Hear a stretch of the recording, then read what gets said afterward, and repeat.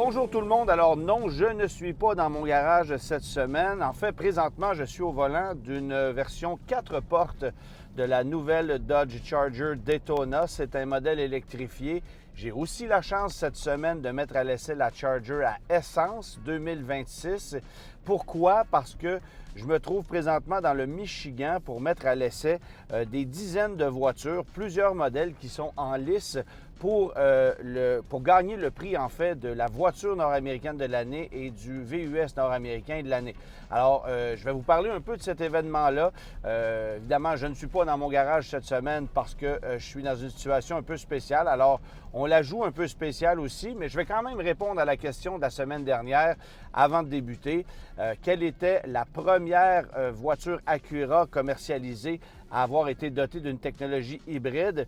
Bon, on l'a complètement oublié, cette voiture-là, mais c'était l'Acura iLX en 2013 qui a été offerte avec la technologie hybride, la même que la Civic, bien évidemment.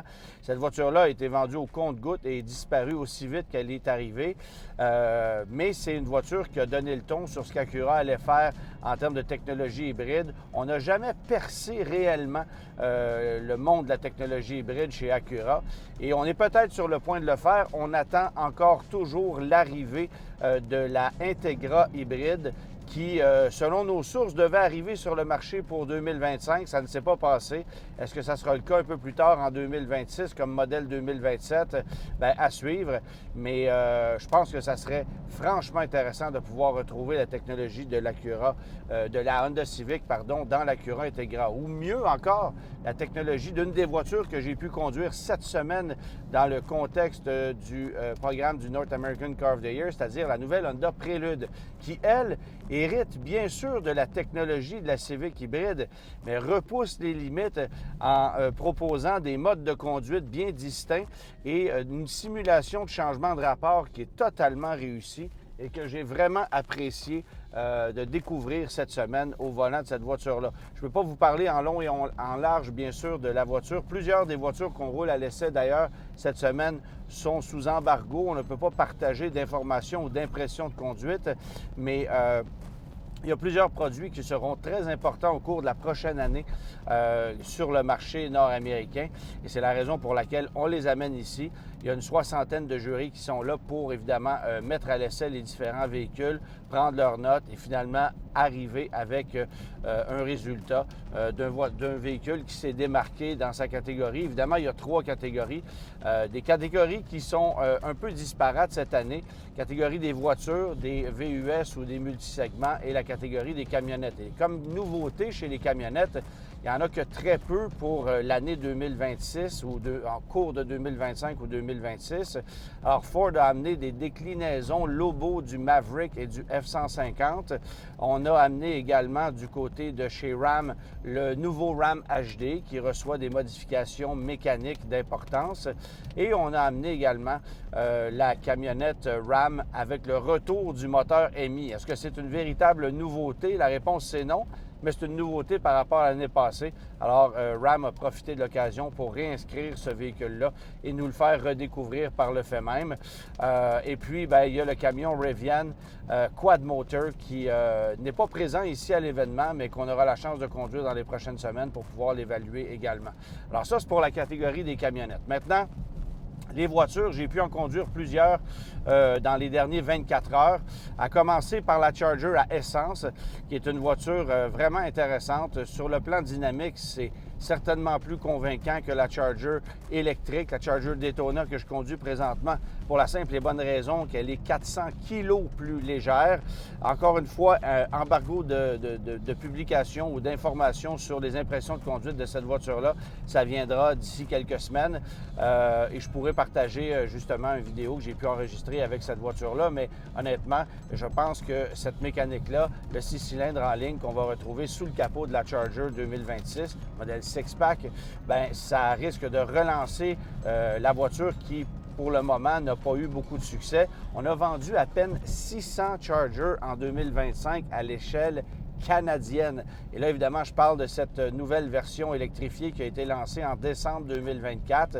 Et là, ce que je conduis, c'est la version à 4 portières, qui pour moi est beaucoup plus logique que le modèle à 2 portières parce que c'est le format d'une grande berline. C'est vraiment un produit qui est polyvalent, mais le fait de pouvoir accéder plus facilement aux places arrière, bien, ça en fait un véhicule plus pratique tout simplement. Et je ne peux pas dire que le coupé est plus joli que la berline, alors je ne vois pas nécessairement d'intérêt à se procurer le coupé versus la berline, hormis le fait qu'on sauve 3 000 $. Et regardez ça, c'est quand même assez spécial comme information. Aux États-Unis, vous allez payer 2 000 $ US de plus pour une berline versus un coupé. Au Canada, c'est 3 000 $ canadiens de plus pour une berline qu'un coupé. Alors, on se fait plus de profit sur la berline au Canada, là où la voiture est construite, qu'aux États-Unis, là où on compte en vendre davantage, vous aurez compris. Alors, c'est un petit peu désolant de constater ça parce que les prix de la Charger peuvent quand même partir en vrille. Le coût de la Charger à essence que j'ai conduit pas plus tard qu'hier, bien, ça dépassait les 80 000 $, même si le prix d'entrée avoisine les 60 000 $. Alors, c'est facile de grimper avec les options, mais c'est une voiture qui est quand même sérieuse pour remporter le titre de voiture de l'année du côté du NACTOY. Il y a quand même de la compétition. Bon, la nouvelle Sentra qui est présente, j'aurai la chance de la conduire dans les prochaines heures. La Honda Prélude que j'ai pu conduire, qui est vraiment fascinante. Évidemment, ce n'est pas une voiture qui est conçue pour la haute performance, mais elle est plutôt conçue pour le plaisir de conduire et j'ai pas le choix d'admettre que l'exercice est fort réussi. La Kia K4 Hatchback sera une voiture aussi qui sera importante, mais elle brille par son absence. Malheureusement, elle n'a pas pu faire la route pour se rendre ici au Michigan à temps pour nos essais. Et sinon, il y a le duo Audi A5, Audi S5, deux voitures qui sont quand même importantes et qui se vendent jusqu'à présent très bien depuis leur arrivée sur notre marché du côté du Canada. Mais mon petit feeling, c'est que ça va se jouer probablement entre la Dodge Charger, considérant qu'il y a beaucoup de jurés américains qui aiment les voitures un peu plus traditionnelles. Et sinon, bien, la Honda Prélude, qui est un produit qui va vraiment se démarquer sur le plan technologique. On verra ensuite comment la K4 se démarquera là-dedans. La Sentra, selon moi, c'est une voiture qui est plus homogène, mais qui n'a peut-être pas de chance de se démarquer pour mériter le titre de voiture de l'année. Dans les VUS ou dans les multi-segments, bien là, les choix sont immenses. Vous l'aurez compris, le marché se situe à cet endroit-là. Alors, ça va d'une Nissan Leaf qu'on catégorise cette année comme un multi-segment, ça me fait un peu rire, jusqu'à un Ford Expedition. Et c'est justement un des véhicules que j'ai conduit il y a quelques instants, l'Expedition dans sa version Tremor, qui est un camion très sérieux. Honnêtement, encore plus sérieux à mon avis que le Lincoln Navigator, qui est un véhicule qui avait bien évolué. J'avais pu le conduire plus tôt cette année. Mais l'Expedition, c'est un véhicule que je n'avais pas conduit encore et honnêtement, très impressionnant comme machine. L'évolution de ce véhicule-là se fait en beauté et son comportement routier est amélioré. Alors ça, j'ai bien aimé. Il y a le Tiguan avec le nouveau moteur turbo de 268 chevaux qui est présent ici, qui attire beaucoup l'attention. Honnêtement, c'est un produit qui semble très apprécié. Le Lucid Gravity, ça, c'est un coup de cœur pour moi. Je l'ai conduit à 2 reprises hier. C'est vraiment une machine hallucinante. Bien sûr que ce n'est pas pour toutes les bourses, mais c'est un véhicule d'exception, technologiquement avancé, vraiment agréable à conduire. Le niveau de performance qui est exceptionnel et la consommation énergétique qui avoisine celle d'une voiture compacte électrique. Là, on est à 17,5 kWh par 100 km. Alors imaginez ce que ce véhicule-là qui peut accueillir 7 passagers peut offrir comme rendement face à des véhicules qui forcément sont un peu moins chers. Pensez à un Kia EV9, un Hyundai Ioniq 9, deux autres joueurs qui sont très populaires. L'Ioniq 9 qui est justement en lice aussi, que je conduirai dans les prochaines heures. Le Lucid Gravity, pour moi, c'est un véhicule qui se démarque et qui pourrait peut-être mériter une mention d'honneur s'il ne remporte pas le prix du VUS nord-américain de l'année, parce qu'évidemment, c'est un véhicule dont le prix de départ actuel au Canada est à 134 500 $ et il y a un véhicule ici dont la facture avoisine des 170 000 $. Alors ça ne s'adresse pas à tout le monde, clairement, mais il y a beaucoup de compétition et deux véhicules qui brillent par leur absence et que j'aurais aimé conduire ici dans le contexte des essais du NACTOY. C'est évidemment le Toyota RAV4. RAV4 que j'ai pu conduire il y a 2 semaines, mais ça aurait été intéressant de pouvoir le reconduire dans le même contexte que les autres véhicules. Et l'autre véhicule qui malheureusement brille par son absence, c'est le Jeep Cherokee. C'est un véhicule qui devait être présent ici. Jeep a décidé de ne pas l'amener. On disait que les véhicules n'étaient pas prêts pour les faire essayer du côté de chez Stellantis. Et on a d'ailleurs retardé de quelques semaines leur arrivée sur le marché. Ils seront commercialisés probablement autour du mois de janvier ou du mois de février de 2026. Plusieurs électriques notamment, et je pense au Polestar 4 ou à la Polestar 4. On ne sait pas trop comment nommer ce véhicule-là, mais je peux vous dire que c'est très impressionnant au niveau du comportement, de la maniabilité. C'est un petit peu plus gros que ce à quoi je m'attendais, mais le résultat en conduite est franchement phénoménal. Et l'autre véhicule qui m'a surpris, et ça les Québécois en seront heureux, c'est la Nissan Leaf. Bon, la Nissan Leaf est catégorisée comme un multisegment aujourd'hui, mais dans les faits, c'est une voiture et la maniabilité est nettement supérieure au modèle qu'on vient remplacer. Il y a de l'autonomie, il y a une possibilité de régénérer de l'énergie en décélération et de conduire à une seule pédale. Ce n'était pas nécessairement le cas dans le passé. Alors, la Leaf qui rattrape, espérons-le, le temps perdu. On verra si ça aura du succès chez nous, mais je pense que c'est une belle surprise pour plusieurs jurés ici qui n'avaient pas eu la chance de la conduire parce qu'elle arrivera chez nous dans les prochaines semaines. Alors, c'était une première chance pour nous, les journalistes, de conduire ce véhicule-là dans un contexte de route publique, là, parce qu'évidemment, on n'est pas un circuit fermé lorsqu'on fait ces essais-là. Beaucoup de véhicules ici sur place. Et là, je suis au volant de la Charger à 4 portes. Je vais ensuite remettre les clés pour prendre le volant de la Nissan Sentra et du Cadillac Vistik aussi, qui est un véhicule que j'ai hâte de conduire. Beaucoup de produits Cadillac sont présents. Naturellement, l'optique, le Vistik, je viens de vous le nommer, le Escalade IQ qui est également présent.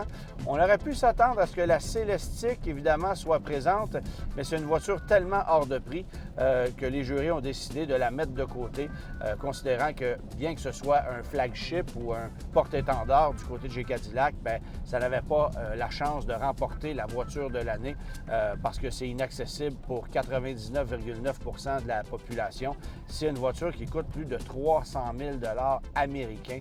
Alors, on oublie ça. Mais beaucoup de belles surprises ici, bien que quelques voitures brillent par leur absence. Alors ça a été une déception initiale pour moi. Et je vous explique un peu comment ça se déroule. C'est-à-dire qu'on est logé dans un hôtel qui s'appelle le Weber's Hotel and Restaurant ici à Ann Arbor. Toutes les voitures sont positionnées dans le stationnement. Évidemment, on récupère une clé, on conduit la voiture entre 30 minutes et 60 minutes, grosso modo.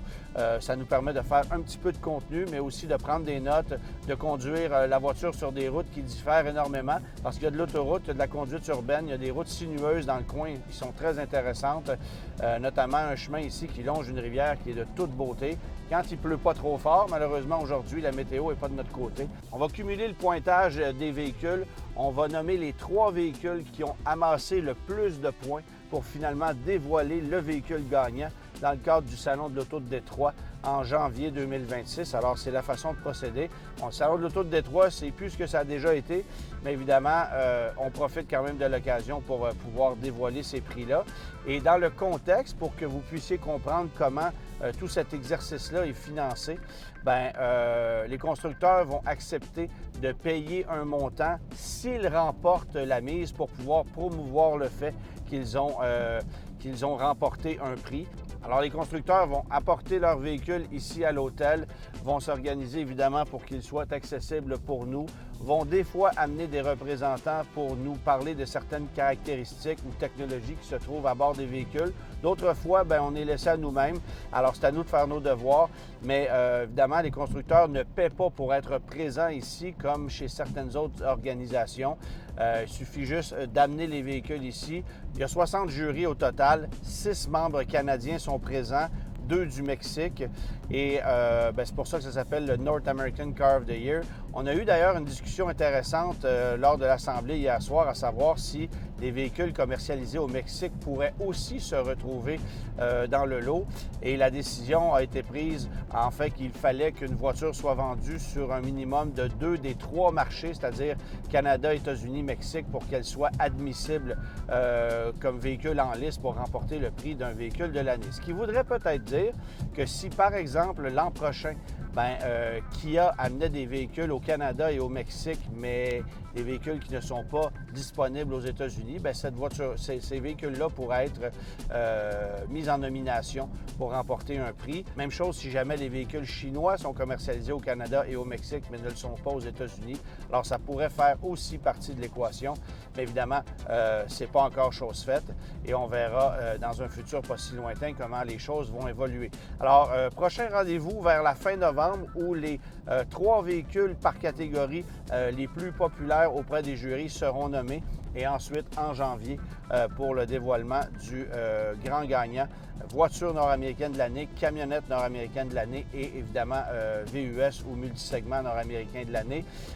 Personnellement, je crois que la Honda Prélude a de bonnes chances du côté des voitures, alors que du côté des VUS, c'est beaucoup moins évident parce qu'évidemment, il y a énormément de joueurs. Ioniq 9, le nouveau Palisade de Hyundai, le Honda Passport est présent sur place. Je le disais un peu plus tôt, Volkswagen Tiguan, Toyota RAV4, le Jeep Cherokee, qui se disqualifiera probablement. Ensuite, le Ford Expedition, Nissan Leaf, Polestar 4, il y a énormément de joueurs. Alors ça, c'est très difficile à deviner. Et du côté des camionnettes, j'ai un peu l'impression que le Ram HD va remporter la mise parce que c'est une nouveauté peut-être plus sérieuse que les autres qui sont des versions ou, dans le cas du Ram 1500, le retour d'une technologie qu'on a déjà connue. Bref, à suivre. Ça, ce sont mes prédictions, mais tout ça pour dire qu'il y a beaucoup de travail à faire ici en quelques jours.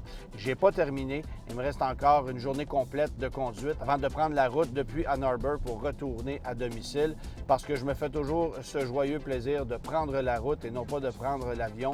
Ça me permet justement de relaxer un peu, d'écouter de la musique, des podcasts et de profiter de l'automne parce que c'est une période intéressante pour conduire. Enfin bref, voilà pour le NACTOY.